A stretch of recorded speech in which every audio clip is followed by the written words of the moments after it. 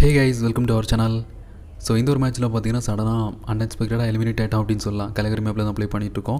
So நம்ம teammate சடனாக ஏதோ ஒரு தனியாக போயிட்டுருக்காரு. ஸோ அப்புறம் தான் நானே ரியலைஸ் பண்ணேன், நம்ம டீம்மேட் பார்த்தீங்கன்னா ரிவே பண்ண போயிட்டுருக்காரு அப்படின்னு சொல்லிட்டு. ஸோ நம்ம டீமில் இருக்கிற இன்னொரு பிளேயருமே எலிமினேட் பண்ணிட்டாங்க. ஸோ இது யாருமே எதிர்பார்த்துருக்க மாட்டாங்க, அன்எக்ஸ்பெக்டட் அப்படின்னு சொல்லலாம். ஸோ நம்ம டீம்மேட் கிட்ட டோட்டலாக 900 டோக்கன்ஸ் இருக்குது. 2 பிளேயர்ஸை பார்த்தீங்கன்னா ரிவே பண்ணி ரெண்டு பிளேயர்ஸை பார்த்தீங்கன்னா ரிவே பண்ணிக்கலாம்.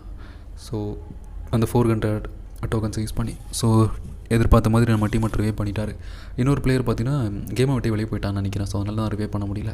இப்போ நான் இங்கே பண்ண தப்பு என்ன அப்படின்னா, திருப்பியும் இந்த மேட்சோட எண்டிங்கில் சேம் பிளேஸுக்கு ரிட்டர்ன் போயிடுவேன். அதான் பார்த்தீங்கன்னா நம்ம பண்ண one of the big mistake அப்படின்னு சொல்லலாம்.